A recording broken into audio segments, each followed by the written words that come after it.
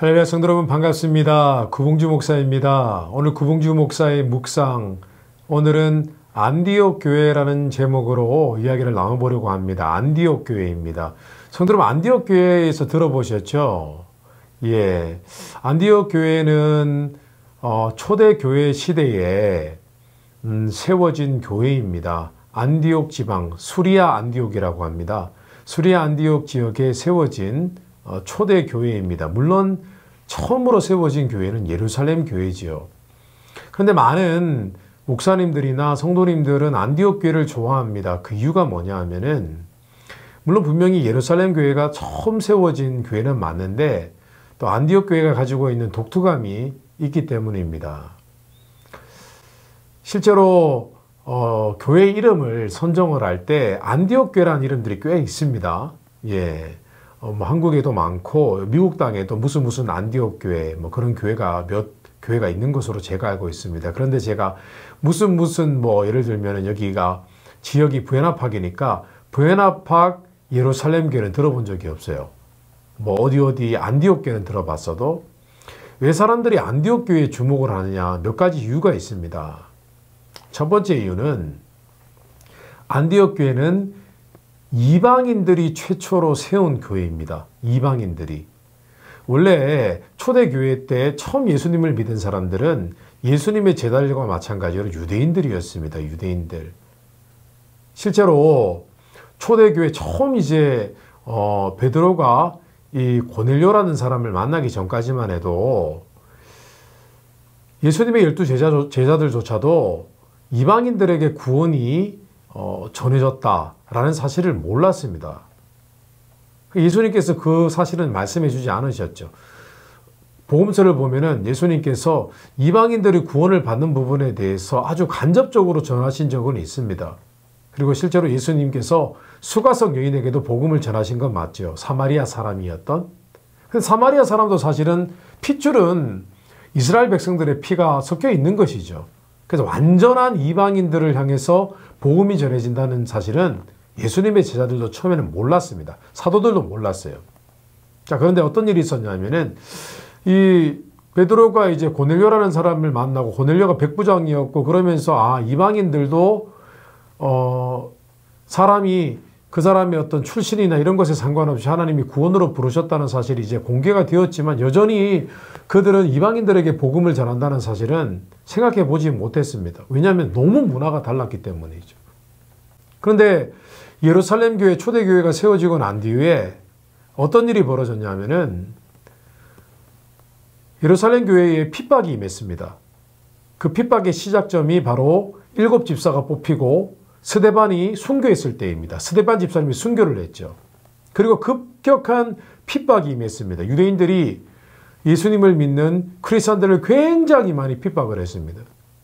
그래서 결국 그들은 목숨이 위태로우니까 예루살렘 교회의 많은 사람들이 다른 지역으로 흩어졌습니다. 도망갔습니다.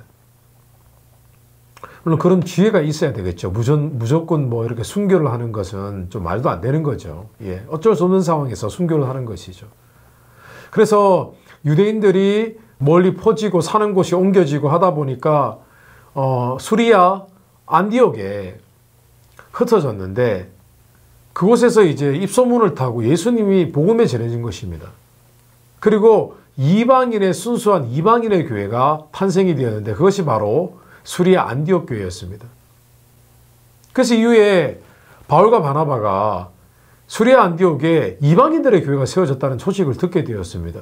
그래서 예루살렘 교회에서 이 두 사람을 파송을 합니다. 가서 확인해 보라고. 이들이 정말 예수님을 믿는 사람들이 맞는지, 이들은 하나님의 말씀대로 살아가는 것은 맞는지, 그것을 알아보기 위해서 파송을 했습니다. 가보니까 정말 예수님을 믿는 거예요.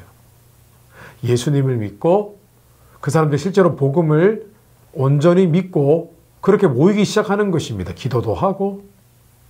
물론 그 자리에 유대인들도 있었겠죠. 초대교회 예루살렘 교회에서 이 핍박을 피해서 떠나간 사람들도 있었겠죠. 근데 순수하게 이방인들이 주축이 되어서 세워진 교회가 바로 안디옥 교회였습니다. 그래서 그곳에서 바울과 바나바는요, 그들을 가르쳤습니다. 성경 말씀을 가르쳤습니다. 성경 말씀을 가르치고 또 지나치게 유대인들이 지켜야 할 제사법이나 여러 가지 많은 제사법들은 가르치지 않았습니다. 그것보다 더 복음을 중시하고 예수님이 주신 계시적인 말씀을 전했을 뿐입니다. 그런데 참 놀라운 것은요, 그 안디옥 교회에 리더들이 있었습니다. 리더들 가운데는 물론 유대인들도 있었지만은 대부분이 이방인들이었고요.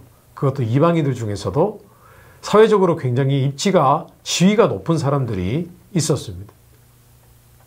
근데 참 놀라운 것은요, 이 안디옥 교회가 이방인이 세운 최초의 교회였음에도 뿐만 아니라 실제로 이 안디옥 교회에서 최초의 선교사가 파송이 됩니다. 그들이 갑자기 감동을 받았습니다. 지금 이렇게 이방인들이 세운 교회가 탄생이 되었는데 이방인에게 하나님의 복음이 이제 본격적으로 전해져야 된다는 그런 어떤 절박함, 그런 것들이 생겨서 바울과 바나바와 당시에 세워진 안디옥 교회의 영적인 리더들이 함께 기도를 하기 시작했습니다. 모여서 막 간절히 기도했는데요, 성령님께서 그 자리에 있는 모든 사람들에게 동일한 감동을 주셨는데 바울과 바나바를 따로 세우라, 그들을 선교사로 파송하라 라는 성령의 지시를 받았습니다. 모두가 똑같은 지시를 받아서 그들이 결론 내리기를, 하나님께서 두 사람을 선교사로 세우기를 원하신다. 그래서 바울과 바나바가 예루살렘 교회에서 선교 파송을 받은 게 아니라 안디옥 교회에서 선교사 파송을 받게 된 것입니다. 그래서 1차 선교여행, 2차 선교여행, 3차 선교여행을 통해서 유럽과 소아시아 지역에 복음이 전해진 것입니다. 지금으로 따지면 소아시아가 바로 터키 땅입니다. 그 바다를 사이에 두고 왼쪽에는 지금의 그리스가 있고요, 오른쪽엔 터키 땅이 있는데 이 터키 땅이 소아시아 지역이고, 그리고 유럽 땅이 바로 이 그리스 서편 쪽 지역입니다. 사도 바울이 거기에 복음을 전함으로 인해서 결국 유럽과 소아시아에 엄청난 부흥이 있었던 것이죠. 그래서 우리 모두가 안디옥 교회에 주목을 하는 것입니다. 그런데 안디옥 교회에 또 다른 독특함이 있었습니다.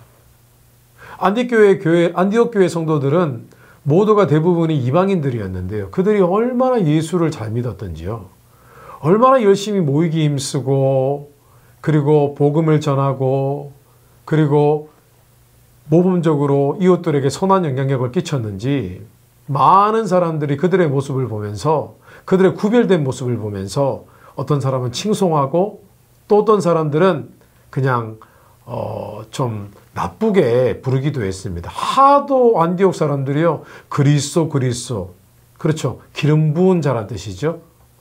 구약 성경에는 메시아라고도 하죠. 하도 그리스도, 예수 그리스도 하다 보니까요,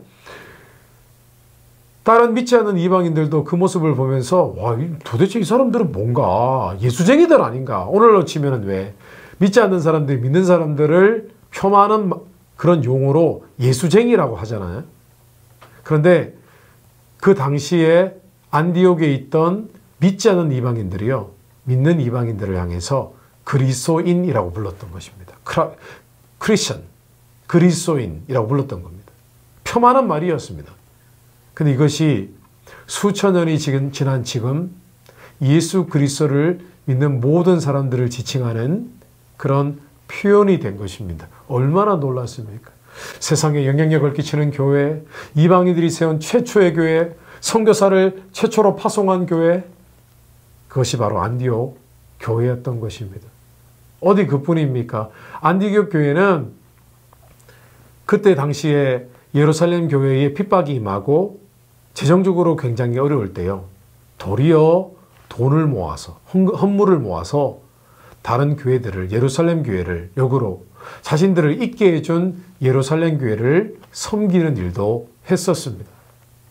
대단하지 않습니까? 그래서 오늘날 세워지는 교회 이름을 무슨 안디옥 교회라고 붙이는 것은 안디옥 교회가 되고자 하는 것이죠. 성도 여러분, 안디옥 교회는 구제하는 교회, 선교하는 교회, 그리고 도리어 다른 교회들을 섬기는 교회, 그리고 성령으로 충만했던 교회, 믿지 않는 자들에게 선한 영향력을 끼치고 여전히 하나님을 믿는 자로서 구별된 삶을 살아가면서 그렇게 모범적으로 하나님의 사역을 감당했던 교회입니다. 저는 그렇게 생각합니다. 사람이 어떤 사람을 롤모델로 세우고 그 사람을 닮고자 하듯 우리 교회도 마찬가지입니다. 우리 감사님 교회도 성경적인 롤모델이 되는 교회는 안디옥 교회라고 생각을 합니다. 우리 감사님 교회도 안디옥 교회가 가지고 있던 특징들을 다 갖추고 있었으면 좋겠습니다. 저는 교회의 중요성에 대해서 다른 누구보다 강조하는 그런 목회자 중에 한 사람입니다. 늘 제가 하는 말이 있잖아요. 그냥 교회라고 하지 않지 않습니까? 저는 늘 주님의 몸된 교회라고 말씀을 드립니다. 주님의 몸된 교회. 성경적으로 교회가 얼마나 중요한지요. 많은 분들이 교회에서 어떨 때는 시험 들고 실족하고 해서 교회의 필요성을 잘 느끼지 못하는 분도 계실지 모르겠지만 성도 여러분, 그렇지 않습니다. 교회는 예수 그리스도를 믿는 모든 사람들의 운명과 같은 곳입니다. 운명과 같은 공동체입니다. 구원의 공동체, 예배의 공동체, 운명의 공동체, 이 교회를 통해서만이 우리의 신앙이 자랄 수 있다고 저는 말씀을 전하고 있습니다. 그런데 저는 우리 교회가 안디옥 교회처럼 되었으면 좋겠습니다. 성도 여러분, 우리 감사님 교회가 안디옥 교회가 될 수 있도록 더욱더 우리가 교회로 모이기에 힘쓰며 또 교회를 위해서 기도하고 중보하며 그렇게 나아갔으면 좋겠습니다. 결국 요한계시록에 보면은 마지막 때에 승리하는 것은 한 개인의 신앙인이 아니라 교회라고 말씀하고 있습니다. 교회. 천국도 교회이죠. 우리도 안디옥 교회처럼 그렇게 하나님께 귀하게 쓰임받는 감사한 교회가 되었으면 좋겠습니다. 저는 교회를 정말 사랑했으면 좋겠고요. 우리 교회가 성경적으로 더 잘 됐으면 좋겠고요. 더 영적이고 하나님께 많이 쓰임받는 교회가 될 수 있도록 기도해 주시면 감사하겠습니다. 오늘 구봉지 목사의 묵상 여기까지 하겠습니다. 감사합니다.